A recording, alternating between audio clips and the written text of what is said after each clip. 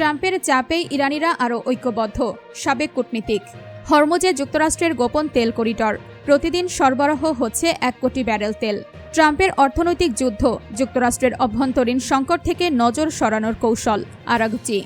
ইরানকে পরাস্ত করতে ট্রাম্পের অ্যানাকোন্ডা কৌশল। ট্রাম্পের চাপে ইরানিরা আরও ঐক্যবদ্ধ, সাবেক কূটনীতিক। ইরানের নেতৃত্ব ও জনগণের মধ্যে বিভাজন তৈরির চেষ্টা করছেন মার্কিন প্রেসিডেন্ট ডোনাল্ড ট্রাম্প, এমন অভিযোগ দীর্ঘদিনের। তবে তেহরানের আন্তর্জাতিক সম্পর্কের অধ্যাপক ও সাবেক কূটনীতিক আব্বাস খামায়ার বলেছেন, ট্রাম্পের প্রকাশ্য হুমকি ও সামাজিক যোগাযোগ মাধ্যমের পোস্ট উল্টো ফল হচ্ছে। আল জাজিরাকে তিনি বলেন, বিদেশি চাপ ইরানিদের বিভক্ত করার পরিবর্তে জাতীয় ঐক্য ও প্রতিরোধের মনোভাব আরও শক্তিশালী করছে। পশ্চিমা গণমাধ্যমে প্রকাশিত জ্বালানি সংকটের খবরও অতিরঞ্জিত বলে দাবি তার। কিছু পেট্রোল পাম্পে অপেক্ষা বাড়লেও তা আধা ঘন্টার মধ্যে সীমাবদ্ধ বলে জানান তিনি। তবে যুদ্ধ নিষেধাজ্ঞা ও মুদ্রার অবমূল্যায়নে ইরানের অর্থনীতি বড় চাপের মধ্যে রয়েছে। জুলাইয়ে মূল্যস্ফীতি 66% পৌঁছেছে এবং খাদ্যপণ্যের দামও ব্যাপক বেড়েছে। খামায়ারের দাবি, এত চাপের পরও যুক্তরাষ্ট্র ইরানে প্রত্যাশিত কৌশলগত সাফল্য পায়নি। হরমুজে যুক্তরাষ্ট্রের গোপন তেল করিডর, প্রতিদিন সরবরাহ হচ্ছে 1 কোটি ব্যারেল তেল।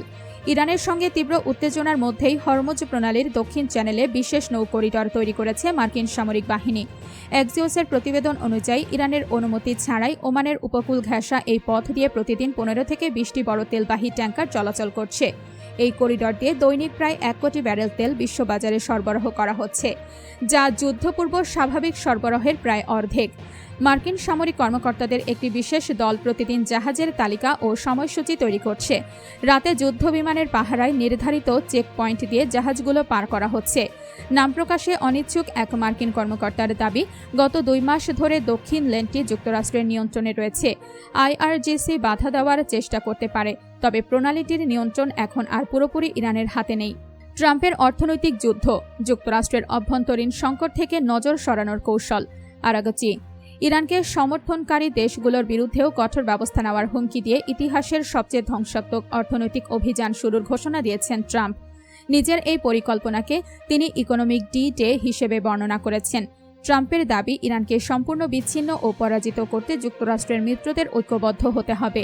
তেহরানকে বাণিজ্যিক বা আর্থিকভাবে সহায়তাকারী যে কোনো দেশকে ভয়াবহ অর্থনৈতিক পরিণতি ভোগ করতে হবে বলেও সতর্ক করেছেন তিনি। এর জবাবে ইরানের পররাষ্ট্রমন্ত্রী আব্বাস আরাগচি বলেছেন, ট্রাম্পের অর্থনৈতিক যুদ্ধ আসলে যুক্তরাষ্ট্রের অভ্যন্তরীণ সংকট থেকে বিশ্ববাসীর নজর সরানোর কৌশল। তিনি দেশটির বিপুল ঋণ ও দ্রুত বাড়তে থাকা সুদ ব্যয়ের প্রসঙ্গ তুলে বলেন, ব্যর্থ নীতি আবার চাপিয়ে দিলে যুক্তরাষ্ট্রের আরও পরাজয় হবে। ইরানকে পরাস্ত করতে ট্রাম্পের অ্যানাকোন্ডা কৌশল।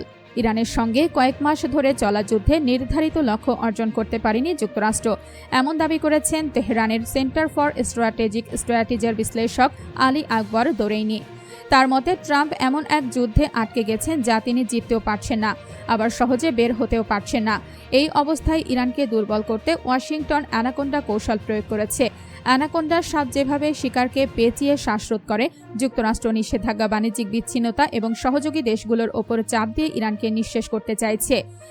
দারেইনের মতে, সরাসরি চূড়ান্ত আঘাতের আগে তেহরানকে অর্থনৈতিক ও রাজনৈতিকভাবে দুর্বল করাই এই কৌশলের লক্ষ্য।